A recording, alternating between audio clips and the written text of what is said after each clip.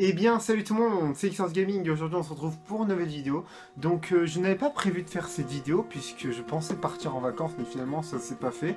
Enfin je vais partir en vacances bien sûr en mi-août mais je ne pars pas tout de suite. Donc je vais partir le 13, du coup je vais pouvoir vous préparer deux-trois vidéos, donc celle-ci en fait partie. Et là Sébastien lui est parti, il est en Bretagne et du coup voilà, un mois on ne sera pas ensemble, du coup pas de vidéo mais on garde quand même contact pour les bonnes affaires et tout, etc. Mais je voulais vraiment vous parler de ce jeu car j'ai eu la platine, enfin, deuxième platine pour moi. C'est encore de la PS4. Et je l'avais fini ce jeu et je me suis dit mais c'est tellement un jeu que j'adore, mais pourquoi ne pas me faire la platine? Alors j'ai un peu fouillé, c'était quoi?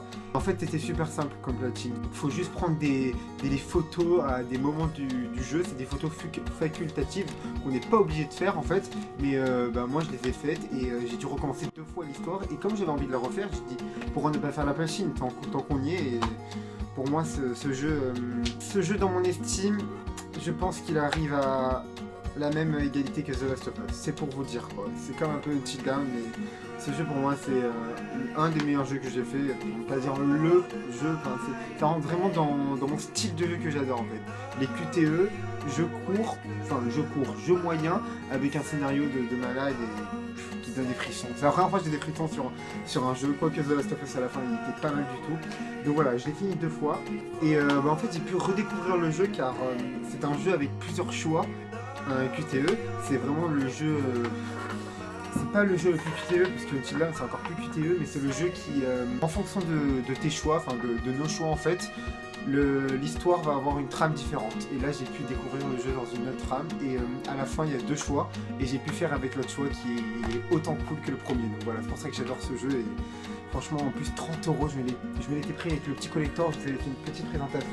Là, donc voilà, je vais pas l'ouvrir, mais il y a un steelbook, un CD et la soundtrack que j'ai écouté plein de fois.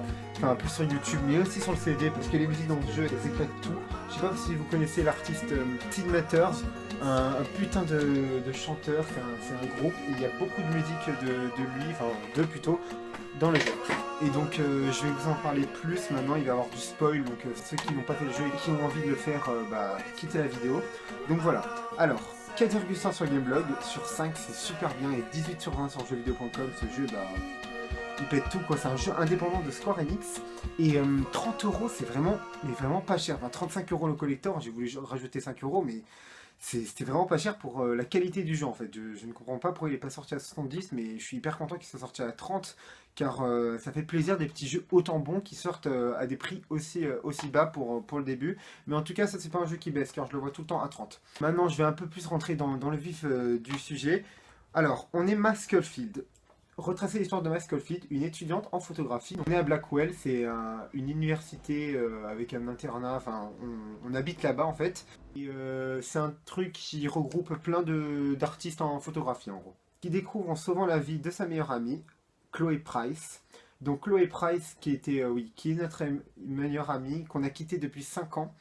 Et là, arrivée à Blackwell, on la voit dans les toilettes en train de se faire tuer par le gars qui est le fils du gérant en fait de où ils sont, à Arcadia Bay. Arcadia Bay, c'est l'endroit où est Blackwell. Et c'est un peu le plus grand homme d'affaires. Et du coup, voilà, il prend la grosse tête, il s'appelle Nathan Prescott. Et il a des histoires de drogue avec Play Price. Et au début, on l'avait pas du tout reconnu. Dès qu'elle s'est tuée, tout d'un coup, on revient dans le passé et on revit le cours qu'on avait fait juste avant en fait. Parce qu'on était en cours de photographie et juste après ça on était allé aux toilettes et on avait vu ce meurtre. Donc en gros on apprend qu'on remonte dans le temps. Puis après elle voit que Chloé c'est son amie et elle voit surtout qu'elle a hyper changé car elle s'éteint les cheveux bleus et tout parce qu'elle avait connu un gros deuil dans sa famille. Son père est mort, donc on l'avait quitté. Puis 5 ans après, voilà, on la revoit avec les cheveux bleus changés, un peu une fille rebelle, ce qui est normal, on peut comprendre bien sûr vu sa situation. Et donc les deux jeunes filles se retrouvent très vite à enquêter sur la mystérieuse disparition d'une autre étudiante, Rachel. Amber, relevant le côté sordide d'Arcadia Bay. Donc Rachel qui était la nouvelle, on va dire, meilleure amie de Chloé. Et donc maintenant qu'on est là avec Chloé, on va essayer de trouver, d'enquêter sur cette disparition très bizarre. Est-ce qu'elle est morte? Est-ce qu'elle est vivante? Est-ce qu'elle s'est barrée avec un inconnu, on ne sait vraiment pas, et on va le savoir à la fin, ouais, à la fin, au chapitre 5. C'est divisé en 5 chapitres, oui. Et donc, en enquêtant sur cette Rachel, on va utiliser notre pouvoir pour régler les soucis. Par exemple, on peut remonter le temps quand on veut aider une amie. Alissa, c'est une fille un peu bébête, tu vois, un peu paumée dans le jeu. C'est une étudiante aussi. Mais on l'aime bien, du coup, parfois, elle se reçoit un ballon dans la tête. On va revenir en arrière, on va l'avertir. Et comme ça, on va faire des bonnes actions, en fait. Mais après, ça, c'est des petits retours dans le temps. Il y a des retours dans le temps bien plus importants, comme par exemple, je me rappelle que Chloé, à un moment, elle s'amusait avec le flingue de son beau-père qu'elle déteste. Elle tirait sur une voiture, ça rebondit sur elle et elle s'est fait toucher dessus. Du coup, on a remonté le temps, comme ça, elle n'est pas morte et ça permet de sauver des vies et tout. Et sauf que ça, bah, ça a des conséquences. Donc, comme on peut lire, pendant ce temps, Max va devoir apprendre rapidement que modifier le passé peut avoir des conséquences désastreuses sur l'avenir. Car oui, au tout début, on a une vision, comme quoi Arcadia Bay, dans la semaine, à la fin de la semaine, c'est-à-dire qu'on doit commencer genre un lundi et genre, je crois, le vendredi, la ville va être complètement rasée par une tornade. Et ça, bah, on ne sait pas pourquoi on a cette vision, mais on sent bien que c'est lié à notre pouvoir. C'est pour ça que en voulant sauver Chloé, parce que Chloé enfin, elle a lâché Chloé pendant 5 ans. Max n'a pas donné de nouvelles à Chloé. C'est pour ça que Chloé lui en veut. C'est pour ça que Max veut se racheter en faisant l'enquête pour Rachel, en aidant Chloé, en sacrifiant, en faisant plein de sacrifices pour Chloé. Et il y a plein de petites histoires. On va enquêter un peu partout aussi avec, comment ça s'appelle, Kate qui veut se suicider car elle se fait droguer par Nathan. Enfin, en tout cas, on pense au début que c'est fait droguer par Nathan, mais finalement, non, elle s'est pas fait droguer par lui, mais il y a une vidéo d'elle qu'elle est en train d'embrasser des garçons partout dans une soirée, alors que c'est pas du tout son genre. C'est pour ça que à un moment, elle est au point de se suicider, et nous, on doit tout faire pour la faire revenir et lui dire que des gens l'aiment, etc. Et c'est pour ça que le pouvoir de Max ne va pas que aider Chloé, mais elle va aider aussi les autres gens. Ce qu'il faut surtout savoir, c'est que dans ce jeu, faut savoir que par exemple, les apparences sont trompeuses. Certains personnages paraissent sympathiques et tout, mais à la fin on voit que c'est des gros connards. Je pense à, bah, c'est surtout lui en fait, hein. Mark Jefferson, c'est notre professeur en photographie. Finalement, à la fin, c'est lui qui est lié avec ce meurtre de Rachel, qui est lié aussi avec le meurtre d'autres étudiantes.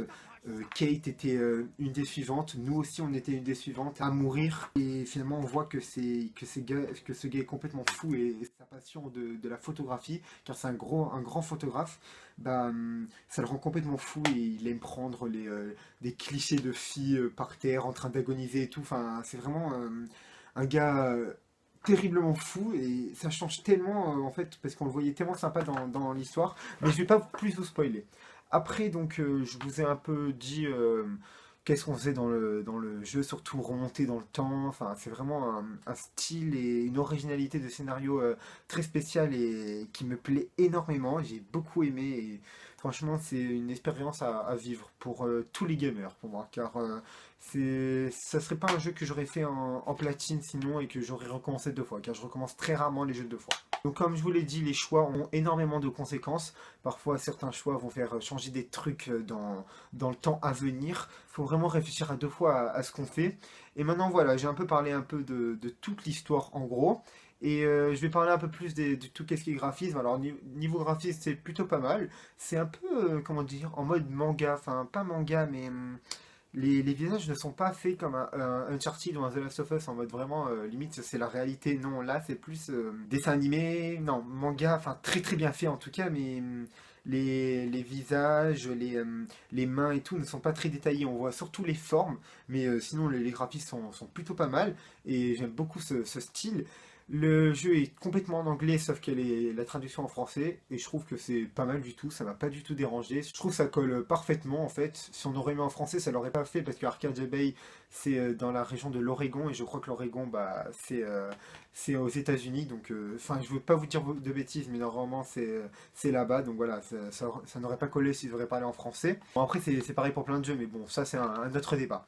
Après, au niveau scénario, bah, je ne pense pas que on peut mieux imaginer un scénario. Ce scénario est juste terrible, il est juste hyper bien. En plus, il y a plusieurs histoires différentes. Alors, ils ont dû penser à d'autres trucs, tout en restant, en faisant, par exemple, pour la platine, même s'il y a plein de trucs différents, de petits trucs différents, bah, la platine, elle peut se faire en un trait sans devoir faire une nouvelle partie. On peut le faire en un trait, ça c'est super bien. En gros, même si nos choix sont différents pour chacun, parce que oui, à la fin de chaque chapitre, chaque fois on voit le nombre de pourcentages dans le monde entier.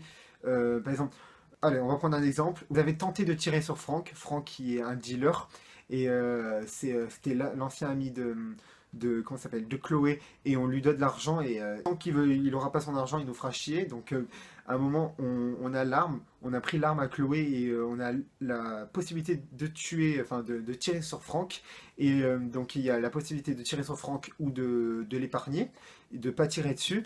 Et bah, à la fin du chapitre, on verra combien de pourcents ont décidé ou de tirer sur Franck, ou de ne pas tirer sur Franck. Donc voilà, et ça c'est pareil pour tous les choix à grandes conséquences. Parce que dès qu'il y a des choix à grandes conséquences, l'image se stoppe, et il y a une petite musique d'ambiance, et il y a un genre d'aspect bizarre, et on a le choix entre deux réponses, ou même trois parfois. Donc voilà, ça figurera à la fin du chapitre, on verra le nombre de pourcentages, et ça c'est super bien, comme ça on peut comparer avec nos amis s'ils ont le jeu, etc.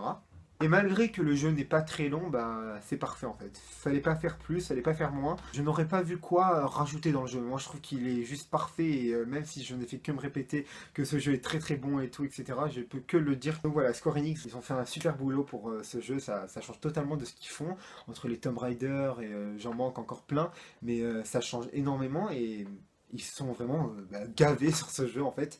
Pour moi, c'est mon coup de cœur 2016 avec. Je vous ai fait bien sûr un let's play dessus, je vous invite à aller le visionner. J'ai pris beaucoup de plaisir à vous le faire, car bah, pour moi, c'est mon coup de cœur 2016, comme je vous l'ai dit, avec Until Dawn. Bon, ça, je l'ai fait en fin 2015, mais franchement, c'est les deux jeux qui m'ont plu énormément, et comme par hasard, c'est deux jeux QTE, c'est-à-dire les choix ont des conséquences. Et donc voilà, j'en ai fini pour cette petite analyse, c'était assez vague. J'ai dit quelques idées sur le jeu, j'ai pas vraiment, c'était pas vraiment une vidéo très organisée, mais c'est pas grave, je voulais vous la faire, et j'en suis très content. Et comme je vous le dis encore, si vous avez la possibilité de le faire et que vous aimez les jeux en QTE, bah prenez-le vous, car en plus il est vraiment pas cher, et il vaut mais vraiment le coup, et vous verrez que vous ne serez vraiment pas déçus. Sur ce, on se retrouve très très vite pour une nouvelle vidéo, peut-être une vidéo dans août encore, je l'espère, et voilà, avec Sébastien aussi bientôt plein de vidéos, et moi je vous invite à vous abonner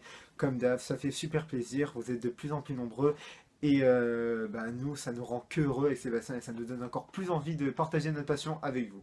Donc voilà, on se dit à la prochaine, et merci encore beaucoup d'avoir regardé. Allez, ciao tout le monde.